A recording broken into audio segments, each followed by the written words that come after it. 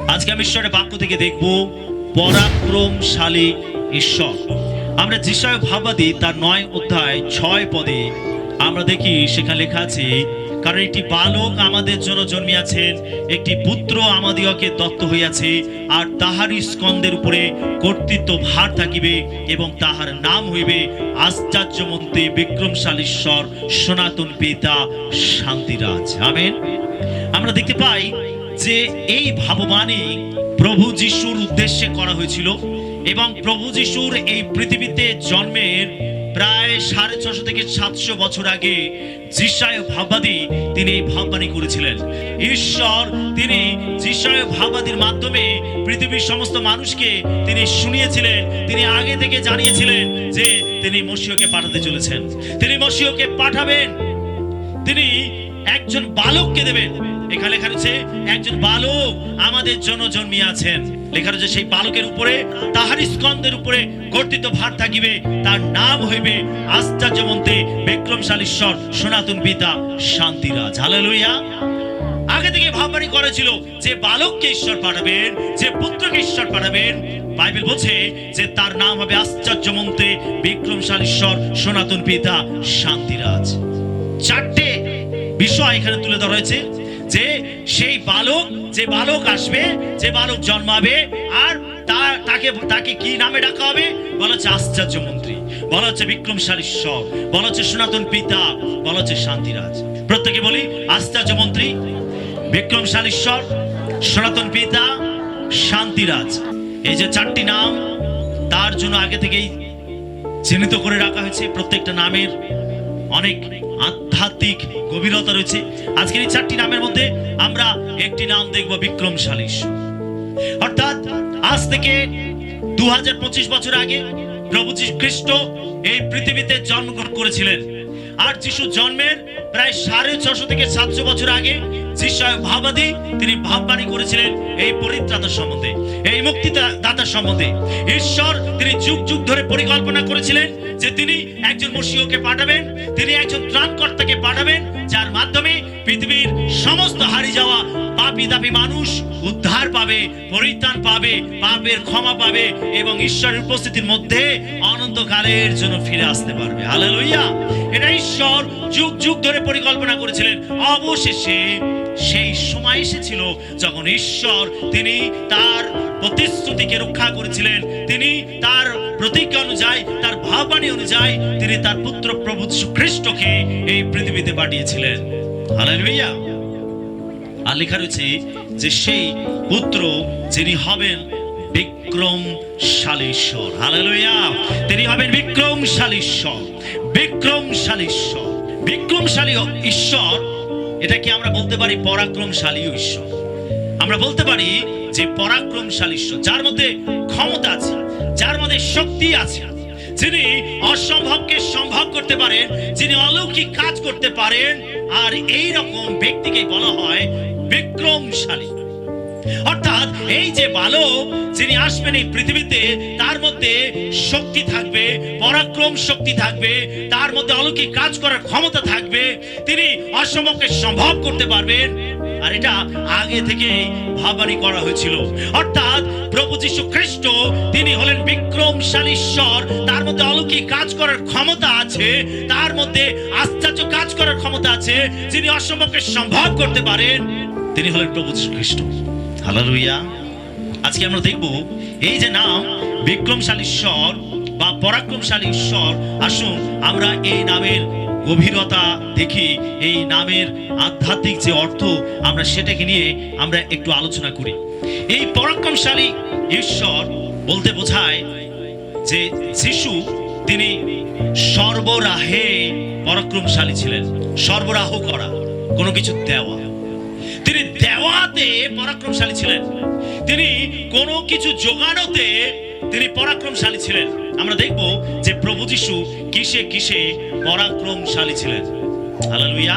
কেন বলা হচ্ছে যে বালক জন্মাবেন, যে বালককে প্রভু পাঠাবেন, স্বর্গের পিতা যে বালককে তিনি পাঠাবেন, কেন বলা হচ্ছে যে তিনি পরাক্রমশালী, তিনি বিক্রমশালী হবেন? তিনি সর্বরাহে পরাক্রমশালী ছিলেন। কোনো কিছুর যোগানদাতাতে, কোনো কিছু বৃদ্ধিতে, কোনো কিছু প্রয়োজনে তিনি ছিলেন সর্বরাহে পরাক্রমশালী ঈশ্বর। আমরা দেখতে পাই মার্ক লিখিত সুসমাচার তার 6 অধ্যায় 35 থেকে 44 পদে আমরা দেখতে পাই একটি ঘটনা রয়েছে। তিনি ক্ষুধার্তদের জন্য খাবার সরবরাহ করেছিলেন। যারা ক্ষুধার্ত ছিল তাদের জন্য তিনি খাবার সরবরাহ করেছিলেন। প্রভু যিশু তিনি যেখানে যেতেন আর হাজার হাজার মানুষ তাকে ভিড় করে রাখত। কেউ আসতো তাকে দেখতে, কেউ আসতো তার মুখের বাণী শুনতে, তার মুখ থেকে বাক্য শুনতে, কেউ আসতো চিহ্ন কাজ দেখতে, কেউ আসতো তার স্পর্শ পেতে, কেউ আসতো তাকে স্পর্শ করতে, কেউ আসতো রোগ থেকে সুস্থ হতে। বিভিন্ন মানুষ তাকে চারিদিক থেকে ভিড় করত। সেজন্য যিশু যেখানে যেতেন হাজার হাজার মানুষ তাকে ঘিরে রাখত। আর প্রভু যিশু তিনি লোকেদেরকে শিক্ষা দিচ্ছিলেন। আর প্রায় 5000 লোকের সমাগম সেখানে হয়েছিল। শুধু পুরুষদেরকে গণনা করে দেখা গেছিল 5000 পুরুষ। সেখানে স্ত্রী লোকদেরকে বাদ দেওয়া হয়েছিল এবং শিশুদেরকেও বাদ দেওয়া হয়েছিল। যদি স্ত্রী লোকেদের এবং শিশুদেরকে গণনা করা হতো তাহলে এই সংখ্যাটা হয়তো আরো 3 গুণ বেড়ে যেত। কিন্তু যেহেতু বাইবেলের যুগে শুধু পুরুষদের সংখ্যা গণনা করা হতো, আর তাই বাইবেল আমাদেরকে বলছে যে প্রায় 5000 পুরুষ ছিল।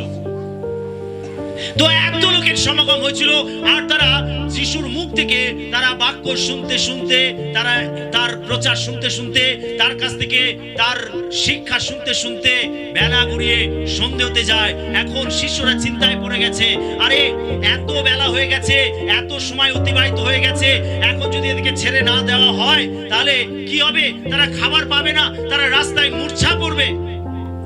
সেজন্য তারা যিশুর কাছে বিনতি করতে লাগলো যে গুরু, প্রভু, লোকেদেরকে এবার ছেড়ে দিন, যাতে তারা আশেপাশে কোথাও গিয়ে তারা আশ্রয় নিতে পারে, তারা খাবার দাবার গ্রহণ করে তারা সতেজ শক্তি লাভ করতে পারে। সেই জন্য এবার তাদেরকে ছেড়ে দিন।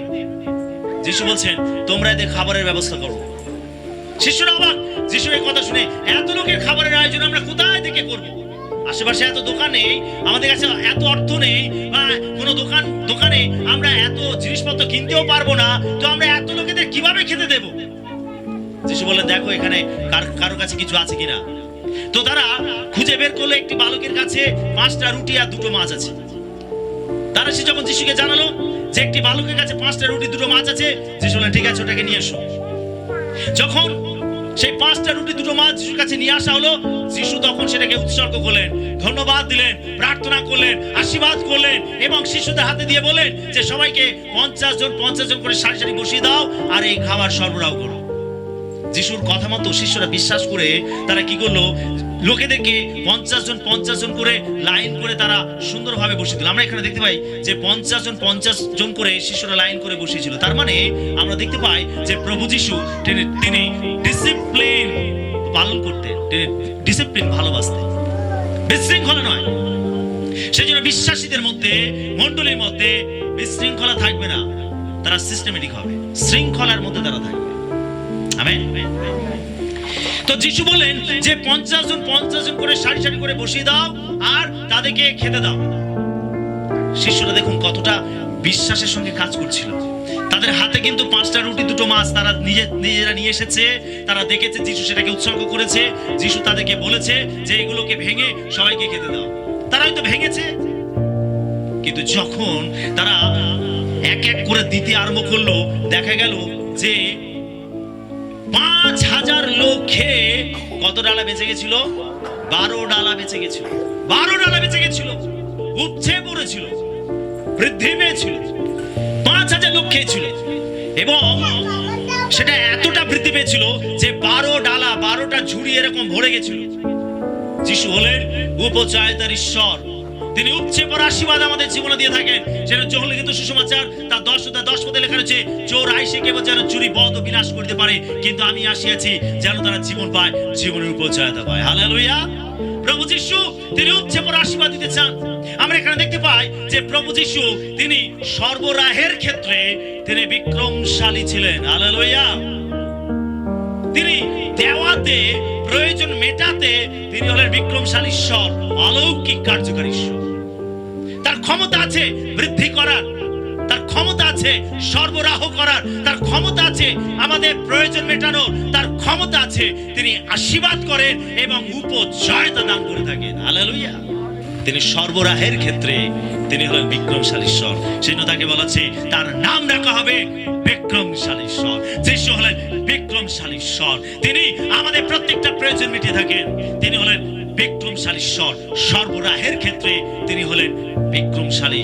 এছাড়া আমরা দেখতে পাই মার্ক লিখিত সুসমাচার তার 8 অধ্যায় 1 থেকে 9 পদে আমরা সেখানেও দেখতে পাই যে 4000 লোককে তিনি খাবার খেতে দিয়েছিলেন। আমরা যখন মার্ক তার 6:35 থেকে 44 পদ পাঠ করি, সেখানে আমরা 5000 লোকের দেখতে পাই যে যিশু খাবার সরবরাহ করেছিলেন। আমরা যখন মার্ক তার 8:1 থেকে 9 পদ পাঠ করি, আর আমরা সেখানে দেখতে পাই যে তিনি 4000 লোককে তিনি খাবার সরবরাহ করেছিলেন। এখানেও একই ঘটনা ঘটেছিল যে লোকেরা তার কাছ থেকে দীর্ঘ সময় ধরে তারা যিশুর বাক্য শুনছিল, যিশুর মুখ নিশ্চিত বাক্য তারা শুনছিল, আর তারা এতটা বিবর হয়ে গেছিল যে তাদের সময়ের কোনো হুঁশ জ্ঞান ছিল না। যখন আমরা মনোযোগ সহকারে অন্তঃকরণের সঙ্গে তার বাক্য শুনি, যখন হৃদয় দিয়ে তার উপাসনা করি, যখন অন্তর থেকে তার কাছে আমরা সহযোগিতা করি, প্রার্থনা করি, তখন আমাদেরও সময়ের কোনো হুঁশ থাকে না। হালেলুয়া। কিন্তু যদি আমাদের অন্তঃকরণ, আমাদের হৃদয় প্রভুর দিকে না থাকে, সেই আকাঙ্ক্ষা খিদে আমাদের মধ্যে না থাকে, তাহলে আমরা অনেক সময় ব্যস্ত হয়ে যাই আর আমরা শুধু সময় দেখতে থাকি। কিন্তু আমরা এখানে দেখতে পাই যে লোকেরা তারা বিভোর হয়ে যিশুর বাক্য শুনছিল, আর শুনতে শুনতে দীর্ঘ সময় অতিবাহিত হয়ে গেছিল। আর এখানেও একই অবস্থা যে তারা ক্ষুধার্ত হয়েছিল, তাদের খিদে পেয়ে গেছিল। প্রভু যিশু তিনি শুধু আমাদেরকে আত্মিক খাদ্য দেন না, তিনি আমাদের জাগতিক খাদ্য দিয়ে থাকেন। আমেন। তো এখানেও দেখতে পাই যে যিশু তাদেরকে বললেন যে ঠিক আছে, কারো কাছে কিছু আছে কিনা দেখো। তো তারা জোগাড় করেছিল 7টি রুটি আর কয়েকটি মাছ। আমরা এর আগের ঘটনা দেখেছি যেখানে 5000 লোককে তিনি খেতে দিয়েছিলেন। তিনি 5টা রুটি আর 2টো মাছকে বহুগুণে বৃদ্ধি করেছিলেন। আর এইখানে শিষ্যরা লোকেদের কাছ থেকে খুঁজে পেয়েছিল 7টি রুটি আর কয়েকটি মাছ। আর প্রভু যিশু একইভাবে তিনি ভাঙলেন, উৎসর্গ করলেন, আর শিষ্যদেরকে বললেন যে তোমরা লোকেদেরকে সারি সারি বসিয়ে তাদেরকে খেতে দাও। আর তারা যিশুর কথা মতো তারা লোকেদেরকে খেতে দিয়েছিল। এর আগে তারা দেখেছে একই অলৌকিক কাজ, তারা দেখেছে এর আগে দেখেছে যে যিশু কিভাবে খাবারের সরবরাহ করে থাকেন। তারা দেখেছে যে 5000 লোক এর আগে খেয়েছে এবং 12 ডালে বেঁচে গেছে। সেই জন্য এখন শিষ্যদের মধ্যে আর কিন্তু অবিশ্বাস নেই, আর কোনো সন্দেহ নেই, কেননা তাদের অভিজ্ঞতা হয়েছে, তারা নিজের চোখে দেখেছে। বিশ্বাসী, যখন আমরা প্রভুতে হাঁটবো, যখন আমরা প্রভুর জন্য এগিয়ে যাব, একইভাবে ঈশ্বর তিনি আমাদেরকে নতুন নতুন অভিজ্ঞতার মধ্যে দিকে নিয়ে যাবেন। আমেন। আমাদের বিশ্বাসকে আরো দৃঢ় করবেন, আরো মজবুত করবেন। আমরা যত প্রভুর সঙ্গে চলবো, প্রভুর সঙ্গে থাকবো, প্রভুর সঙ্গে হাঁটবো, তিনি আমাদেরকে আত্মিকভাবে তত বৃদ্ধি করবেন, আমাদের বিশ্বাসকে তত তিনি বলিষ্ঠ করবেন। শিষ্যের আগে যে অলৌকিক কাজ দেখেছিল, সেই অলৌকিক কাজ থেকে তাদের বিশ্বাস আরো মজবুত হয়েছিল। সেই জন্য তারা যিশুর কথা মতো লোকেদেরকে বসিয়েছিল এবং তারা সেই 7টি রুটি এবং কয়েকটি মাছ নিয়ে তারা ভেঙে তারা সমস্ত লোকেদেরকে খাইছিল। আর এত লোক খেয়েছিল যে তারা প্রত্যেকেই তৃপ্ত হয়েছিল। হালেলুয়া। আমরা দেখতে পাই যে প্রভু যিশু এখানেও তিনি 4000 লোকের খাদ্য সরবরাহ করেছিলেন, তিনি লোকেদেরকে খেতে দিয়েছিলেন। তিনি হলেন সরবরাহের ক্ষেত্রে বিক্রমশালী ঈশ্বর। এটা জোরে বলি হালেলুয়া, হালেলুয়া, হালেলুয়া। প্রভু একইভাবে আপনার খাদ্য তিনি আপনাকে জুগিয়ে থাকেন। আমেন। তিনি আপনার প্রত্যেকটা প্রয়োজন মেটাতে পারেন। তিনি হলেন সরবরাহের ক্ষেত্রে বিক্রমশালী ঈশ্বর। তার নাম হবে বিক্রমশালী ঈশ্বর। তিনি আপনার প্রয়োজন মেটানোর জন্য তিনি বিক্রমশালী। তিনি আপনার প্রত্যেকটা প্রয়োজন মেটাতে পারেন। তার কাছে সেই ক্ষমতা আছে, তার কাছে সেই শক্তি আছে। Hallelujah, hallelujah. আমরা দেখতে পাই যদি লিখিত সুসমাচার তার 5 অধ্যায় 4 থেকে 11 পদ পাঠ করি, আমরা এখানে দেখতে পাই যে যিশু কয়েকজন জেলেকে মাছের সরবরাহ করেছিলেন। ভিতর সারা রাত ধরে জাল ফেলেছিল, একটাও মাছ ধরতে পারেনি। তার সঙ্গে তার সঙ্গী সাথীরা ছিল, শিবদের 2 পুত্র যাকব আর যোহন। এই কয়েকজন জেলে তারা মাছ ধরতো ওই গালিলী সমুদ্রে। পিতর সেদিনে তার তার মাছ ধরার জন্য সে তার জাল ফেলেছিল সারা রাত ধরে, কিন্তু সে সারা রাত পরিশ্রম করে একটা মাছ ধরতে পারেনি। যিশু তার নৌকাতে উঠলেন এবং পিতরকে বললেন যে পিতর, তোমার নৌকা নিয়ে গভীর জলে চলো, আর আমি যেখানে তোমাকে বলি সেখানে তোমার জাল ফেলো।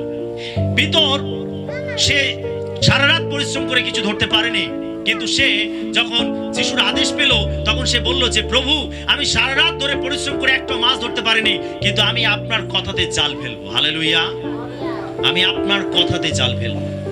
পিতর সে তার জাল পরিষ্কার করছিল, আর সে জাল পরিষ্কার করতে করতে আমরা দেখতে পাই যে যিশু তার নৌকার উপরে দাঁড়িয়ে তিনি সমুদ্রের তীরে দাঁড়িয়ে থাকা লোকেদেরকে তিনি প্রচার করছিলেন, ঈশ্বরের কথা শোনাচ্ছিলেন।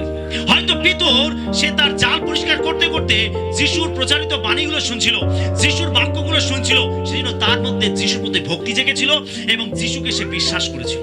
আর তাই পিতর বলছিল যে আমি সারা রাত জাল ফেলে একটা মাছ ধরতে পারিনি, কিন্তু আমি আপনার কথাতে জাল ফেলবো। হালেলুয়া। যিশুর কথা মতো যখন পিতর তার নৌকা নিয়ে গভীর জলে গেল এবং যিশু যেভাবে তাকে নির্দেশনা দিলেন সেই মতো যখন সে তার জাল ফেললো, তখন মাছের বড় ঝাঁক ধরা পড়লো এবং পিতর তার সঙ্গী সাথীদেরকে ডাকতে লাগলো, ও যাকব, ও যোহন, তোমাদের নৌকা নিয়ে দৌড়ে এসো। আর তারাও দৌড়ে আসলো, আর সেই নৌকাগুলো মাছে পরিপূর্ণ হয়ে গেল। হালেলুয়া।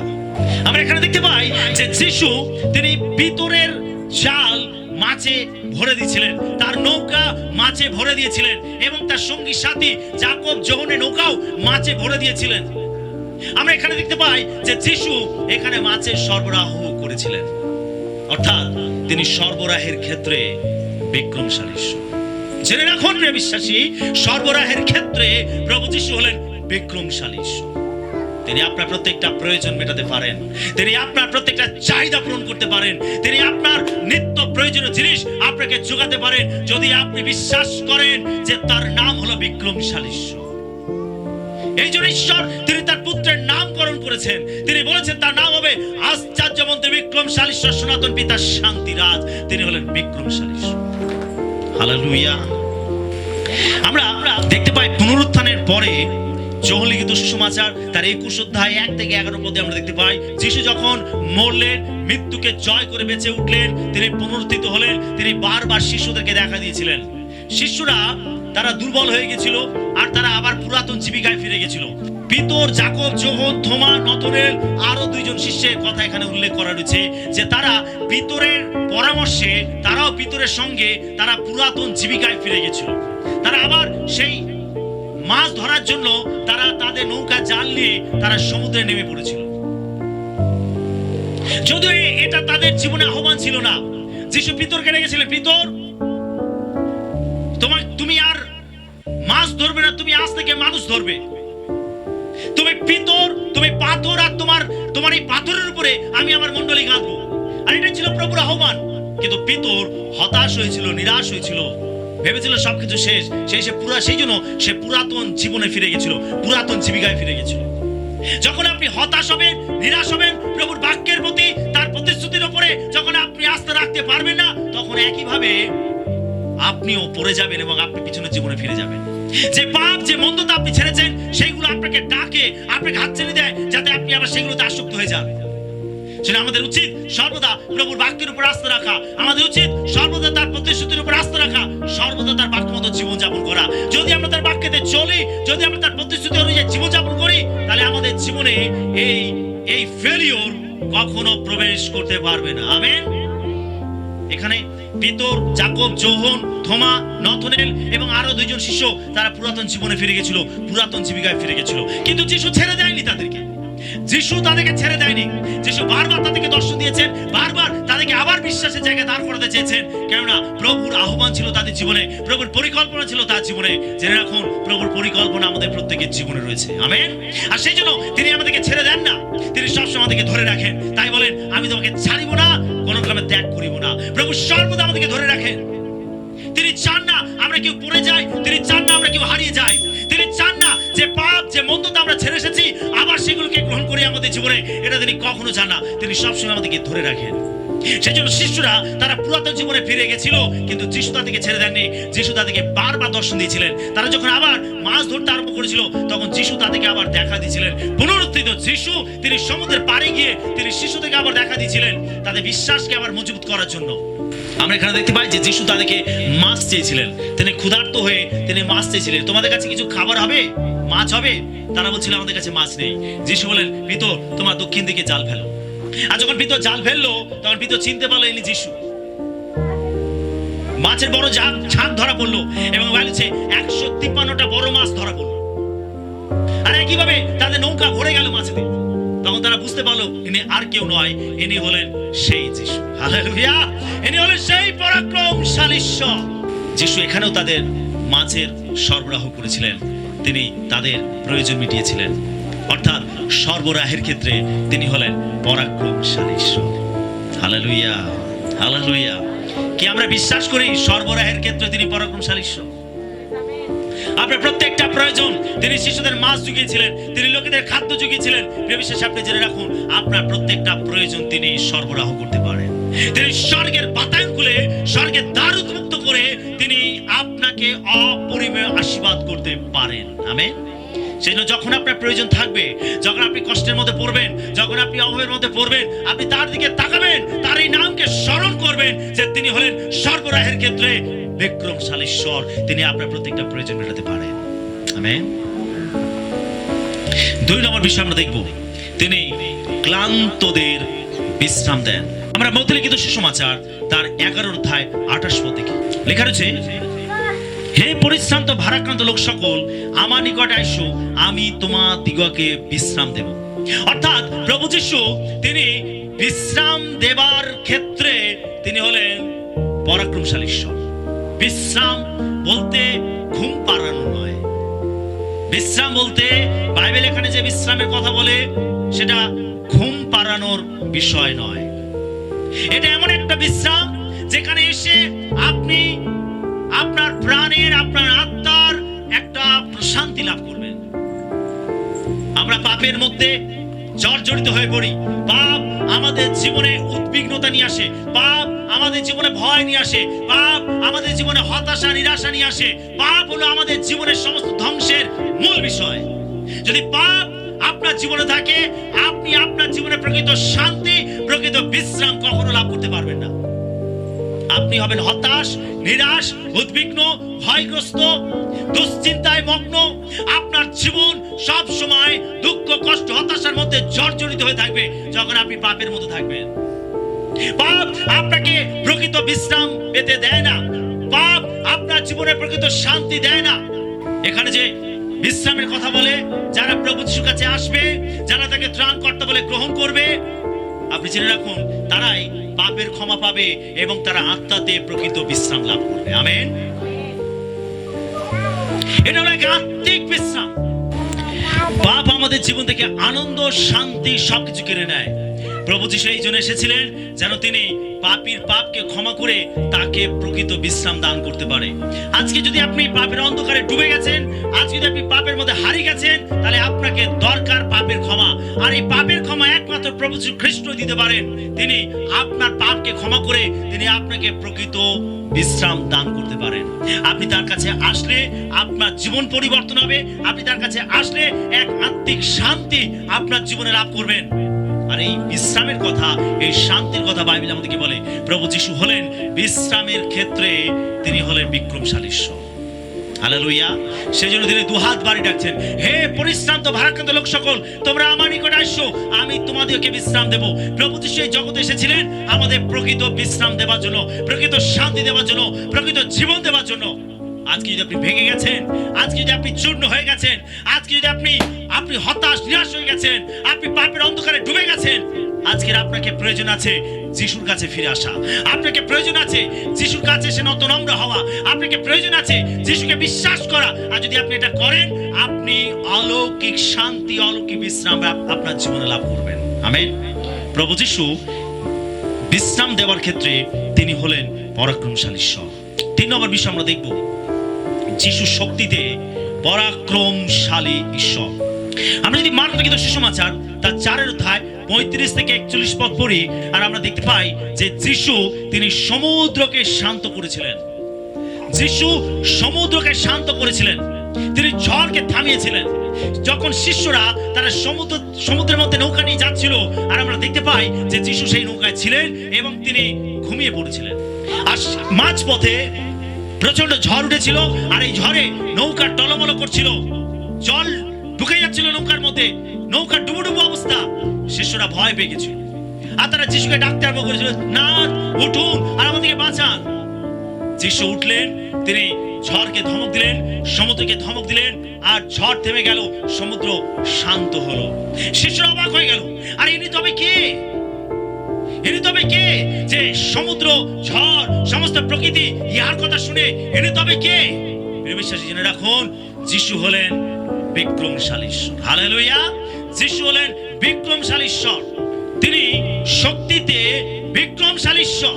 তার একটা ধমকে সমুদ্র শান্ত হয়ে যায়, তার একটা ধমকে ঝড় থেমে যায়, তার আজ্ঞা সমস্ত প্রকৃতি পালন করে। তার কারণ এই প্রকৃতিকে তিনি পিতার সঙ্গে থেকেই সৃষ্টি করেছেন।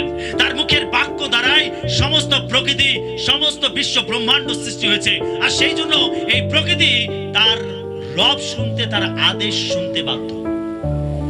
তাই তিনি ধমকে সমুদ্রকে শান্ত করেন, তিনি ধমকে ঝড়কে শান্ত করেন। তিনি শক্তির ক্ষেত্রে বিক্রমশালী ঈশ্বর। প্রকৃতি কারোর কথা শোনে না, প্রকৃতিকে কেউ কন্ট্রোল করতে পারে না, প্রকৃতিকে কেউ নিয়ন্ত্রণ করতে পারে না। একমাত্র যিনি প্রকৃতিকে সৃষ্টি করেছেন তিনি প্রকৃতিকে নিয়ন্ত্রণ করতে পারেন।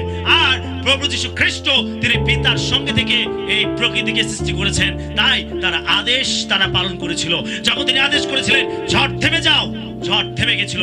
যখন তিনি আদেশ করেছিলেন সমুদ্র শান্ত, সমুদ্র শান্ত হয়েছিল। তিনি শক্তিতে বিক্রমশালী ঈশ্বর। হালেলুয়া!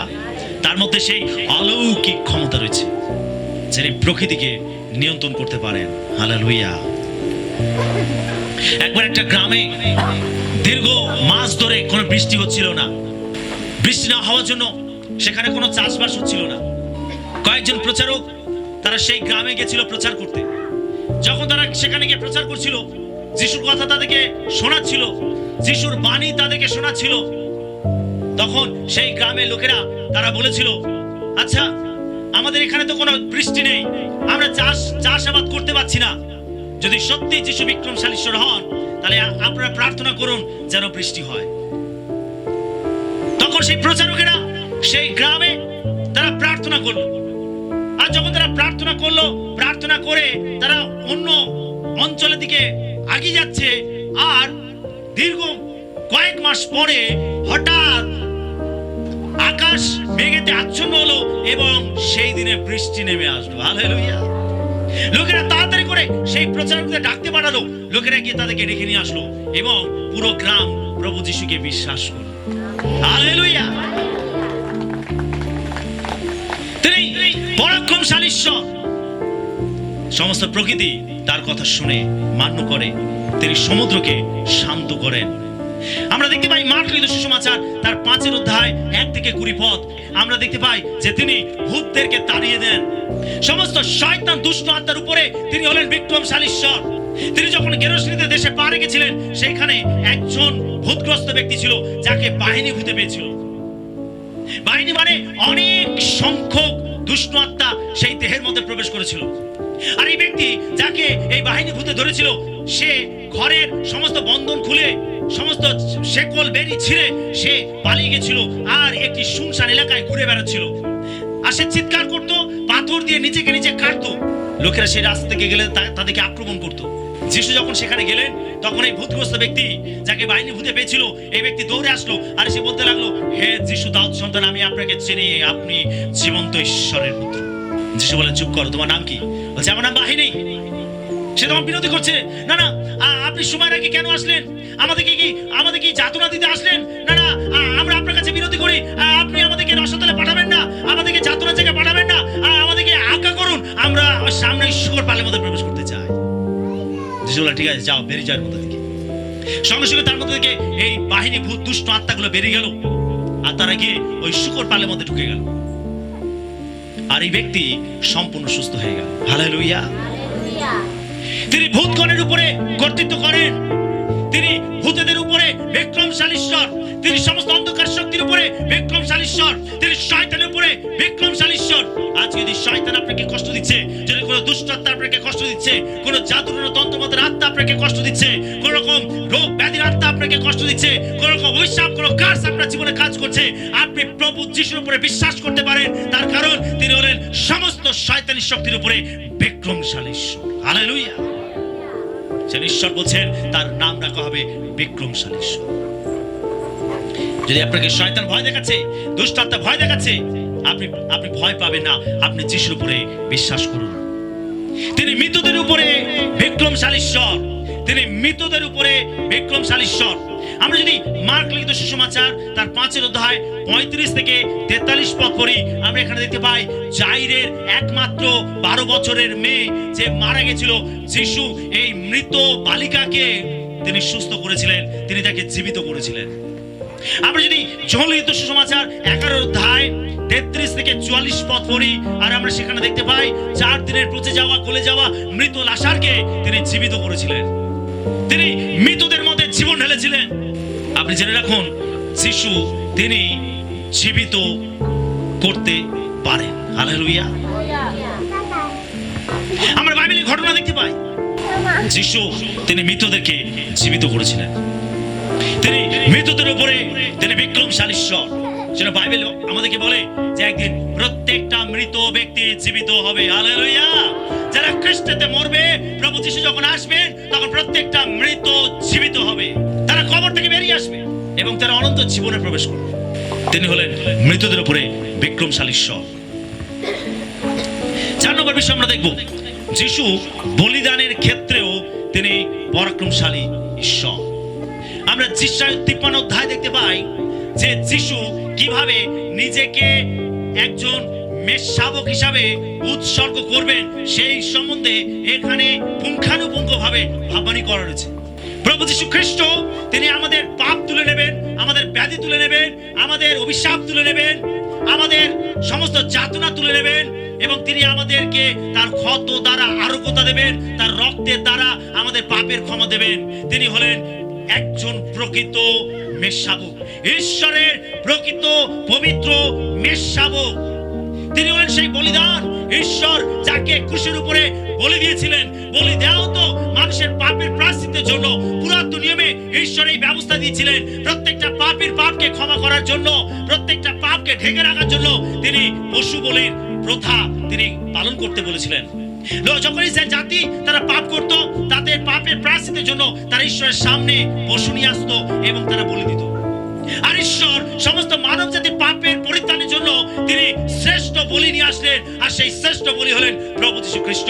তিনি ক্রুশের উপরে তাকে বলি দিলেন যেন আর কখনো কোনো মানুষকে কোনো পশু বলি দিতে না হয়, যেন তার একবার বলির দ্বারা যেন পৃথিবীর সর্বযুগের প্রত্যেকটা মানুষ যেন পাপের ক্ষমা উদ্ধার লাভ করতে পারে। আমেন। তাই আমরা যখনই তার কাছে আসি, আমাদের পাপের জন্য অনুতাপ করে তিনি আমাদের পাপের ক্ষমা দান করে থাকেন। যিশু বলিদানের ক্ষেত্রে বিক্রমশালী ঈশ্বর। হালেলুয়া। সেজন্য আমরা যদি ফিলিপিও তার 2 অধ্যায় 5 থেকে 11 পদ পড়ে, সেখানে লেখা রয়েছে যিশু ত্যাগ স্বীকারের চূড়ান্ত আদর্শ। বলিদান মানে হচ্ছে ত্যাগ স্বীকার। প্রভু যিশু ত্যাগ স্বীকার করেছিলেন। তিনি যে ঈশ্বরের মেষশাবক ছিলেন, তাকে ত্যাগ স্বীকার করতে হয়েছিল। তিনি রাজাদের রাজা, প্রভুদের প্রভু হয়ে তিনি কি হয়েছিলেন? মানুষ হয়েছিলেন। আমার আপনার মতো দেহ ধারণ করেছিলেন। আমার আপনার মতো রক্ত মাংসের দেহ নিয়ে পৃথিবীতে এসেছিলেন। আমার আপনার মতো তিনি জীবনযাপন করেছিলেন। আমরা দেখতে পাই যে তিনি নিজেকে শূন্য করে দাসের রূপ ধারণ করেছিলেন, যেন আমি আপনি তার বলিদান দ্বারা উদ্ধার পেতে পারি, রক্ষা পেতে পারি। সেই জন্য তিনি নিজেকে জীবন্ত বলির উৎসর্গ করেছিলেন। তিনি ত্যাগ স্বীকার করেছিলেন। তিনি নিজেকে শূন্য করেছিলেন, দাসের রূপ ধারণ করেছিলেন। তিনি নিজের ঈশ্বরত্বকে সরিয়ে রেখেছিলেন। তিনি হলেন সর্বকালের সর্বশ্রেষ্ঠ বলিদান, প্রভু যীশু খ্রিস্ট, ঈশ্বরের পবিত্র মেষশাবক। সেজন্য বাইবেল বলে যে আমরা আমাদের পিতা মাতা, আমাদের বংশের, আমাদের পরিবারের অলিক আচার অনুষ্ঠান দ্বারা আমরা উদ্ধার পাইনি, আমরা রক্ষা পাইনি। আমরা নির্দোষ নিষ্কলঙ্ক ঈশ্বরের মেষশাবকের বহুমূল্য রক্ত দ্বারা আমরা পাপের ক্ষমা লাভ করেছি। হালেলুয়া। আপনার সোনা রূপ, আপনার আচার অনুষ্ঠান আপনাকে পাপের ক্ষমা দিতে পারে না। আপনাকে একমাত্র প্রভু যীশু খ্রিস্টের রক্ত এই পাপের ক্ষমা দিতে পারে। সেজন্য প্রথম যোহন তার 1:7 লেখা রয়েছে, আর যিশু রক্ত আমাদেরকে সমস্ত পাপ হইতে শুচি করে। একমাত্র যিশু রক্তই আমাদেরকে শুচি করতে পারে। যিশু হলেন বলিদানের ক্ষেত্রে পরাক্রমশালী ঈশ্বর। আমরা 5 নম্বর বিষয় দেখব, যিশু শ্রেষ্ঠত্বের ক্ষেত্রে পরাক্রমশালী ঈশ্বর। আমরা যদি মার্ক লিখিত সুসমাচার তার 9:1-8 পদ পড়ি, আমরা দেখতে পাই যে যিশু রূপান্তরিত হয়েছিলেন। তিনি পর্বতের উপরে তিনি রূপান্তরিত হয়েছিলেন। আর এই দৃশ্য পিতর যাকব যখন নিজের চোখে দেখেছিল, এই দৃশ্য যিশুর এই রূপান্তরের প্রমাণ হিসাবে আমরা পিতর যাকব যখনকে দেখি, যারা সেখানে উপস্থিত ছিলেন এবং তারা যিশু রূপান্তর নিজের চোখে দেখেছিলেন। যিশু এই পর্বতের উপরে তিনি রূপান্তরিত হয়েছিলেন, তিনি তার উজ্জ্বল রূপকে ধারণ করেছিলেন। আর সেখানে মোশি এবং এলিও নেমে এসেছিল, আর তাদের সঙ্গে যিশু কথাবার্তা বলছিলেন। সেজন্য এই প্রেরিতেরা আমাদেরকে যখন বাইবেলে বিভিন্ন বাক্য তুলে ধরেছে, তখন তারা বলছে, আমরা যা নিজের চোখে দেখেছি, আমরা নিজের কানে যা শুনেছি, আমরা যেটাকে স্পর্শ করেছি, আমরা সেই বিষয় তোমাদের কাছে লিখছি। কোনো বানানো গল্প তারা লেখেনি। আপনি সেটাই বিশ্বাস করবেন, যেটা নিজের চোখে দেখবেন, আপনি নিজের কানে শুনবেন, আপনি সেটাকে স্পর্শ করবেন, তবে আপনি সেই ঘটনা বিশ্বাস করবেন। সেটা থোমা বলেছিল, আমি যতক্ষণ তার ক্ষততে আঙুল দিয়ে দেখবো, আমি স্পর্শ করে দেখবো, আমি ততক্ষণ পর্যন্ত বিশ্বাস করব না যে যিশু মৃত্যুকে জয় করে বেঁচে উঠেছে, তিনি পুনরুত্থিত। আর যিশু তাকে দর্শন দিয়েছিলেন এবং থোমা যিশুকে বলেছিল, প্রভু আমার, ঈশ্বর আমার। হালেলুয়া। আমরা প্রমাণ না দেখলে বিশ্বাস করতে চাই না। আমরা দেখতে পাই যে প্রেরিতেরা তারা নিজের চোখে দেখেছিল, নিজের কানে শুনেছিল এবং তারা স্পর্শ করেছিল। আর তাই তারা যখন বাইবেল লিখেছে, তারা সেই সমস্ত বিষয়গুলো লিখেছে যেগুলো বাস্তবে সত্য, কোনো কাল্পনিক ঘটনা তারা বাইবেলের মধ্যে লেখেনি। সেন ঈশ্বরের বাক্য দাবি করে, ঈশ্বরের বাক্য হলো জীবন্ত। আমরা দেখতে পাই যে যিশু তিনি রূপান্তরিত হয়েছিলেন, তিনি উজ্জ্বল রূপকে ধারণ করেছিলেন এবং পিতর যাকব যোহন তারা নিজের চোখে সেই দৃশ্য দেখেছিল। তিনি শ্রেষ্ঠত্বের ক্ষেত্রে বিক্রমশালী ছিলেন। আমরা দেখতে পাই যে তিনি পুনরুত্থিত হয়েছিলেন। যদি মথি লিখিত সুসমাচার 28 অধ্যায় পাঠ করি, আমরা সেখানে দেখতে পাবো যে যিশুকে মেরে ফেলা হয়েছিল, কবর দেওয়া হয়েছিল এবং 3 দিন পর তিনি মৃত্যুকে জয় করে বেঁচে উঠেছিলেন। তিনি মৃত্যুকে জয় করে বেঁচে উঠেছিলেন। তাকে কবরের মধ্যে ঢেকে দেওয়া হয়েছিল। তিনি বেঁচে থাকতে থাকতেই ভাববাণী করেছিলেন, আমি মরবো এবং মৃত্যুর 3 দিন পর আমি আবার পুনরুত্থিত হব। আর প্রভু যিশু তার প্রতিশ্রুতি অনুযায়ী, তার কথা অনুযায়ী তিনি মৃত্যুকে জয় করে বেঁচে উঠেছিলেন। হালেলুয়া। এবং তিনি বারবার শিশুদেরকে দেখা দিয়েছেন। আর আমরা মথি লিখিত সুসমাচার 28 অধ্যায়ে দেখতে পাই যে পুনরুত্থিত যিশু তিনি শিশুদেরকে দেখা দিয়েছিলেন, দর্শন দিয়েছিলেন এবং তিনি তাদেরকে আজ্ঞা করেছিলেন যে পৃথিবীর প্রান্ত পর্যন্ত যাও এবং সমস্ত জাতিকে এই সাক্ষ্য দাও, যেন পৃথিবীর প্রত্যেকটা মানুষ জানতে পারে। আর সেই জন্য আমরা যিশুর কথা প্রচার করি। আমরা যারা খ্রিস্টের অনুসারী, আমরা যিশুকে যারা বিশ্বাস করি, আমরা তার কথা প্রচার করি। আমরা প্রচার না করে থাকতে পারি না। পিতর কি বলেছিল? যে আমরা যা শুনেছি, যা দেখেছি, না বলে আমরা থাকতে পারি না, আমরা সাক্ষ্য না দিয়ে থাকতে পারি না। একজন প্রকৃত বিশ্বাসী, একজন প্রকৃত খ্রিস্টের অনুসারী, সে যিশুর কথা না বলে কখনো থাকতে পারবে না। আমেন। আর যিশু এই আদেশ করে গেছিলেন যে যাও, সমুদয় জাতিকে এই সাক্ষ্য দাও, শিষ্য করো। যারা বিশ্বাস করবে তাদেরকে পিতা পুত্র পবিত্রতার নামে বাপ্তিস্ম দেবে। আর শিষ্যরা যিশুর এই আদেশকে, এই আজ্ঞাকে তারা পালন করেছিল। আর তাই আমাদের কাছে সুসমাচার এসে পৌঁছেছে, তাই আমরা যিশুর কথা জানতে পেরেছি। আর তাই আজকে আমরা ক্রিসমাস পালন করতে পারছি। হালেলুয়া। শ্রেষ্ঠত্বের ক্ষেত্রে যিশু হলেন বিক্রমশালী ঈশ্বর। তিনি হলেন অনন্ত ঈশ্বর। আমরা যদি যোহন তার 1:1-2 পদ পড়ি, সেখানে লেখা রয়েছে, আদিতে বাক্য ছিলেন এবং বাক্য ঈশ্বরের কাছে ছিলেন এবং বাক্য ঈশ্বর ছিলেন। তিনি আদিতে ঈশ্বরের কাছে ছিলেন। তিনি আদিতে ঈশ্বরের কাছে ছিলেন। অর্থাৎ যিশু হলেন অনন্তকালীন ঈশ্বর।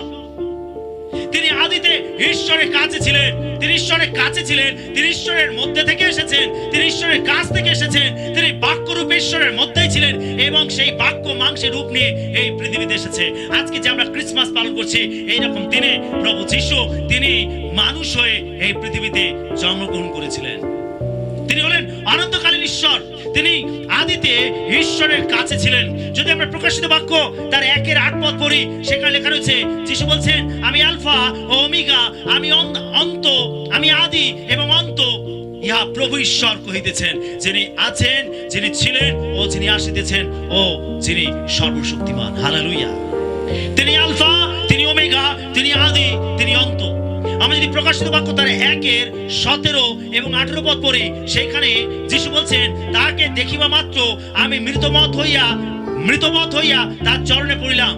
যোহন যিশুকে দর্শন লাভ করেছিল এবং যিশুকে দেখে সে বলছে যে আমি মৃত প্রায় হয়ে আমি তার চরণে পড়েছিলাম। তখন তিনি আমার গাত্রে দক্ষিণ হস্ত দিয়া কহিলেন, ভয় করিও না, আমি প্রথম ও শেষ ও জীবন্ত। আমি মরিয়াছিলাম, আর দেখো আমি যুগ পর্যায়ের যুগে যুগে জীবন্ত, আর মৃত্যুর ও পাতালের চাবি আমার হস্তে আছে। হালেলুয়া। যিশু দাবি করে বলছেন, আমি প্রথম, শেষ ও জীবন্ত। তিনি অনন্তকালীন ঈশ্বর, তিনি শ্রেষ্ঠত্বের ক্ষেত্রে তিনি হলেন বিক্রমশালী ঈশ্বর। তার থেকে মহান, তার থেকে মহৎ আর কেউ নেই।